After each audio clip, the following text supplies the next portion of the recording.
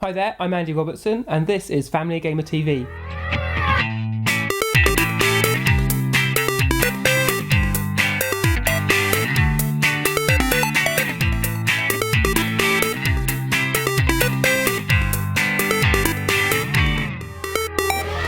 Welcome back to What You've Been Playing, where we talk about the games our families have been enjoying. So Tim, what have you been up to the last week or so? I've been playing Forza 3, but very cool is that I've turned off the assists. Oh, nice! Not all of them. Getting serious. Not all of them. Yeah. I've turned off brake assist. Yeah.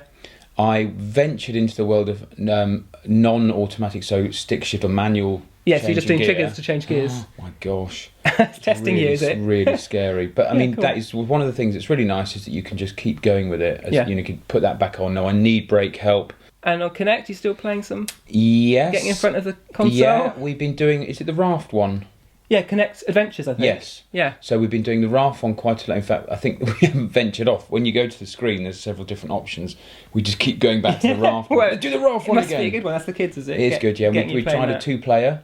Yeah. So you stand together and you have to jump at the right time, so that is really good fun. Yeah. It's really good fun. Still no controller, still weird, but we're getting used to it, Yeah, that's nice. And I know you were saying that your son's really enjoying Kinect Sports, the football. Yes.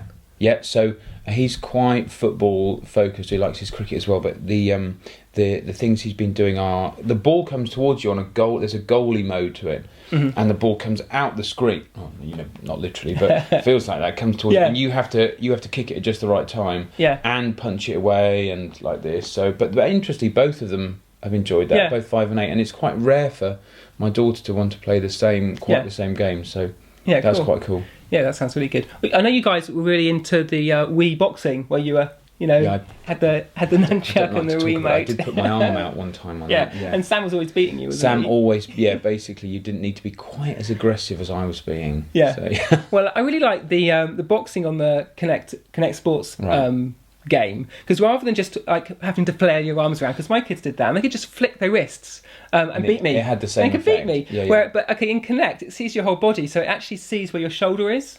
So to do a proper punch, you actually have to put your shoulder back and actually sort of follow through. And it can see. Yeah, and it can see. And if you do that properly, it gets your torso and it lands a much better punch. And you put your shoulder out. No. You're fine. Yeah, but it does make you feel like you're punching, and it's a bit weird if you're doing a 2-player against a sibling or some of your offspring. I'm going to have to try that. Oh, should I really be doing this? I might get some mates around to do that one. Yeah, I'll take you on. Yeah. Oh, that sounds cool. Yeah, cool. That's really good to hear that you're still enjoying some games. Well, some newer games I've been playing the last couple of weeks is one, and I always have trouble saying it, Insanely Twisted Shadow Planet. I did it.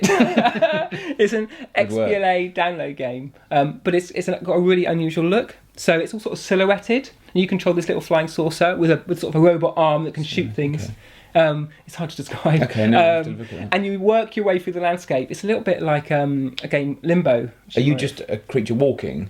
No, you're sort of a spaceship flying through. Oh, So it's okay. basically a shooting game. Right. But the whole thing is, it actually tells quite an interesting story, and it does it with the sort of the gameplay mechanic, and it does it also with this great look and feel. So games often are criticised for just being all the same. Now, this is a game which you could pull out and say, actually, here's something really interesting, and it's actually very different. Another game I've been playing is called From Dust. Now, you probably not have heard of this, but do you remember Populous back in the day? Yes. Do you remember that? Old. Or SimCity, really Yes. old games, Okay. which sort of started a genre called God Sims, where you, rather than taking control of a single character in the game, you control the environment or control the world, hence the sort of the title God Sim.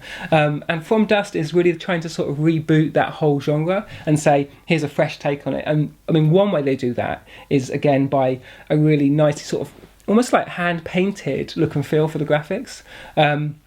And you have these god powers where you can sculpt the earth and the environment you're playing in, and you can use earth and water and volcanic lava. And as you do it, it's not just you plonk it down and that's there. You do it and it interacts with the whole environment. And then you have to sort of see how it plays out. So you put some lava down, it will flow down the hills and it will That's quite nice. affect it. And the reason you're doing this is to try and look after your little tribe. And the various totems they've got, and as the game progresses, Is it cutesy like with the tribe? Is it? No, they look Like pretty. little They look people pretty and realistic. stuff. So it almost looks like a sort of first-person shooter type graphics. Oh, right, But it's okay. got a slightly sort of blurry, painted look and feel. But then as you progress, it gives you challenges, and you have to use a certain amount of materials you've got to try and protect them, or just try and get them to a particular place. And I was a big fan of Populous back in the day, so I've really been enjoying that. Finally, another game. It's not brand new, but one I would just like to talk about because it's so good. It's a game called Limbo. Have you heard of that? Probably not. Again, it's a game with an unusual look and feel, but here, gameplay itself is just as unusual. So you control a little boy who's going through this black and white environment, through woods and towns and stuff. And you have basically it's just a platform game. Yeah. It's not doing anything particularly clever. What, like just goes across the screen? Yeah, so all you're doing is running and jumping, and you can pull things around. But it's a sort of macabre black and white, sort of movie aesthetic. What's your purpose though? What do you have to do? Well, that's it. Is it just exploring? That's the thing. It's never clear what you're supposed to do. So when the game starts, it doesn't tell you anything. You see a sort of a screen of black and white forest. Yeah. And eventually you press a button and a little boy stands up in the middle of the forest, and you're like, oh, perhaps I'm controlling him. You eventually realise there's no words or anything? Nothing, there's no problems at all. My daughter would love it. Well, that's the thing though, because as you progress through the world, this little boy character comes a cropper in all sorts of grotesque and gory ways, gets his head chopped off and loses limbs and things. Okay.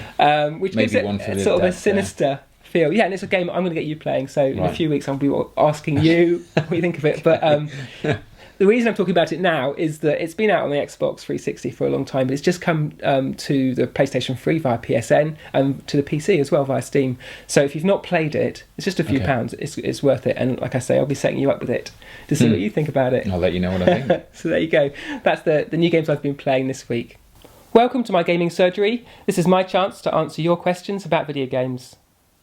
This week, we're looking at how do I set up online parental settings on the Xbox 360. Whereas the family settings specify how you play games locally, the online family settings specify how players in your family interact with other players online. To set up your online parental settings, you need to turn on your 360, then go to the My Xbox section. In there, you'll see a My Avatar. Click that, but then be careful to select the avatar for the player who you want to set online settings for. From there, you can go to the online safety section and then select Change Settings. Click Customise and you can work through the different online safety settings. Then it's simply a matter of working through the different options you've got there to specify how you want that particular player to interact with other players online. This enables you to specify how they share their profile, whether they do voice or video communication with other players, whether online gameplay is an option at all, and also how the Xbox 360 deals with friend requests. Once you're happy that those settings reflect how you want this player to interact with other players online, you just press B and then specify to save. Setting up these online parental settings, along with the family settings on the 360, can actually be a really useful process for parents, not just to restrict how their children play online, but also to understand the sort of interactions they're going to be coming into contact with, and also to have a conversation with the children and in their family about how they want to play games, both online and locally. Thanks for watching Family Gamer TV. We're out of time today, but we'll be back with more episodes soon.